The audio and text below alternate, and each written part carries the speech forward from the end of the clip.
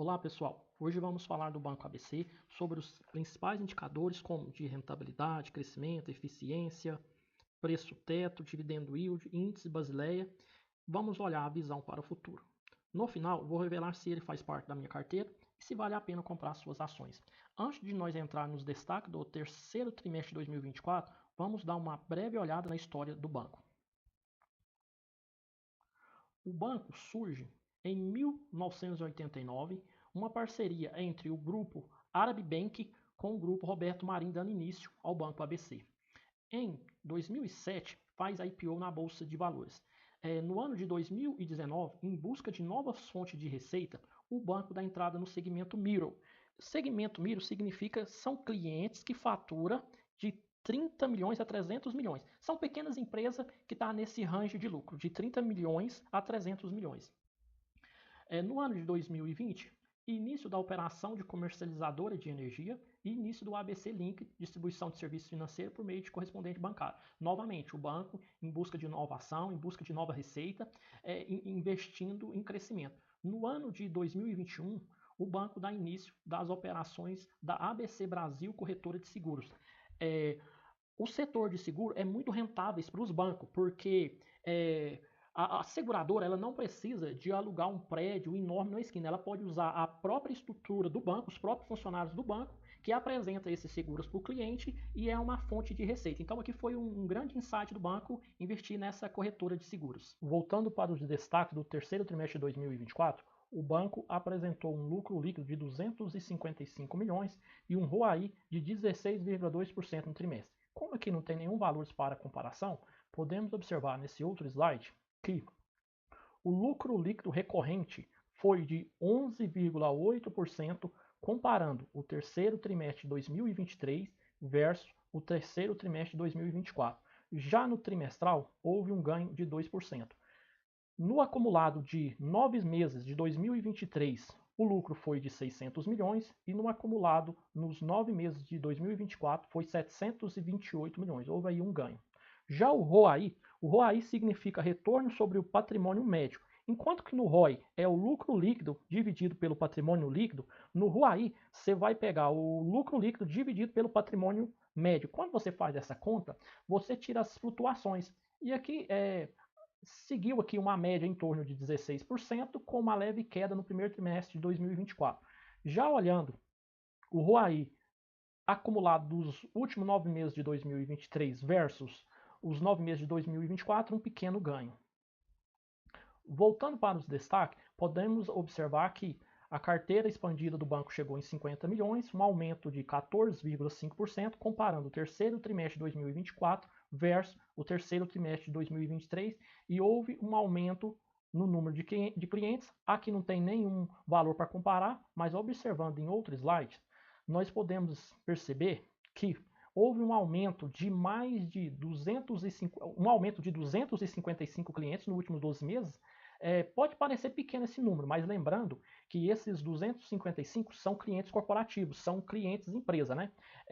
Em porcentagem, o ganho foi de 5,3%.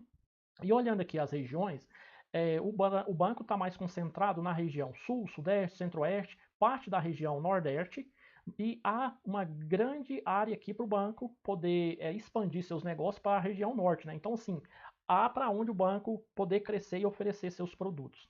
Voltando para os destaques, a margem financeira gerencial foi de 622 milhões, um ganho de 5,2%, comparando o terceiro trimestre de 2024 versus o terceiro trimestre de 2023 e um NIM anualizada de 4,4% no trimestre. Olhando a margem financeira gerencial, houve um aumento de 5,2%, comparando o terceiro trimestre de 2023 versus o terceiro trimestre de 2024. Já um aumento de 4,1% no trimestral. Aqui é interessante a gente falar sobre essa margem financeira. O que ela é? Ela é conhecida também como a receita. Para chegar nela, é a diferença das receitas menos a despesa. Para obter essa margem financeira gerencial, o banco obtém ela a partir da prestação de serviços, como empréstimo, tarifas, taxas de financiamento. E aqui podemos observar que essas receitas do banco vêm com o patrimônio líquido remunerado ao CDI, vem de margem financeira com o mercado. Essa margem financeira com o mercado é a remuneração que o banco tem com as suas operações de tesouraria, como, por exemplo, negociação de título. Já essa receita aqui com margem com clientes, margem financeira com clientes, é o lucro que o banco obtém com empréstimo para as empresas. Então, nós podemos observar aqui que o que mais teve assim, um ganho mais expressivo, tanto aqui nos últimos 9 meses de cada ano, como aqui no último trimestre de 2024, foi a margem financeira com o mercado, né? Foi as operações que o banco tem lucro com a sua tesouraria.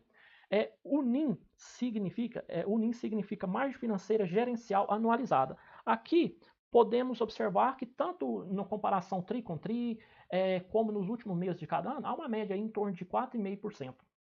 Quanto aos destaques do terceiro trimestre de 2024, houve um crescimento das despesas de 4,4%, comparando o terceiro trimestre de 2024 versus o terceiro tri de 2023, e o índice de eficiência ficou em 37,8% no terceiro trimestre de 2024. Nós vamos olhar no próximo slide que, na verdade, esses valores aqui caiu. Aqui fala de crescimento, mas, na verdade, ele teve uma pequena diminuição. Aqui nós podemos observar que as despesas do terceiro trimestre de 2023 foi 259 milhões. Tá entre parênteses que isso aqui significa que é negativo, houve uma saída de caixa. Então, no terceiro trimestre de 2024, essas despesas aumentou para 271 milhões. Aqui você pode observar que no terceiro trimestre a eficiência foi de 38 e no terceiro trimestre de 2024, houve uma pequena redução para 37,8%. Por que isso aconteceu? Isso aconteceu porque também houve um ganho na receita, né? O ganho na receita saiu de 883 milhões para 717 milhões no terceiro trimestre de 2024. Olhando aqui o gráfico do índice de eficiência, o banco ele tem uma meta que o seu índice de eficiência tem que ficar entre 36% a 38%. Então, ficou aqui no terceiro trimestre de 2024, ficou em 37,8%. Ficou próximo do guidance do banco, né, que é 38%, ficou perto do topo, mas mesmo assim está um pouquinho abaixo da meta que o banco estipulou, segundo o seu CEO, Sérgio Lulia. Olhando a qualidade da carteira de crédito com operações com atraso acima de 90 dias, nós podemos observar aqui que há uma explosão nessa linha aqui do segmento CMB. Vocês lembram que CMB são empresas que faturam acima de 4 bilhões, né? E esse estouro aqui para cima foi da Americanas, né? E aqui podemos observar que agora no terceiro trimestre de 2024, volta para dentro da média, essa linha pontilhada aqui são a média que o banco trabalha para ficar sobre ela. Houve uma negociação, né? Vocês podem olhar aqui, ó, que está faltando esse pedaço do gráfico aqui, né? De 703 milhões para 271 milhões. Então, isso aqui houve uma negociação, então o saldo em atraso diminuiu. Uma coisa que me preocupa um pouco ao investir no Banco ABC é que ele aumentou o empréstimo para as empresas middle, as pequenas empresas, né? Se você olhar essa linha aqui, ó, 4%, 4,7%, nessa linha aqui vocês podem observar que é justamente as empresas middle, que são pequenas empresas. Essas empresas elas estão mais sujeitas à ação da Selic alta, né? Elas sofrem mais com o juro, enquanto com a empresa do CNB, as empresas maiores, algumas conseguem captar, fazer empréstimo fora do Brasil com uma taxa menor de juros. Como o banco aumentou a sua margem, aumentou o número de clientes para as pequenas empresas, então nós vamos ter que acompanhar os próximos resultados para ver se isso aqui vai afetar o banco. Isso é a única coisa que me preocupa o banco. Mas o seu CEO, ele sempre está assim, muito atento a isso. Olhando para o saldo em atraso, essa linha tracejada aqui é a meta do banco, então depois, até que o banco está até escrito aqui, ó, saldo de atraso da carteira de empréstimo ex-empresa CNB, justamente americana, depois dessa meta aqui ter estourado para cima com a quebra da americana, agora volta para dentro da meta do banco. Aqui está um gráfico da captação do banco no terceiro trimestre de 2024 e aqui ele traz os setores. O setor mais abrangente é o setor institucional. esse setor, essa captação institucional aqui é, por exemplo, um CDB que o banco emite, aí tem captação com pessoas físicas, corporation, BNDES.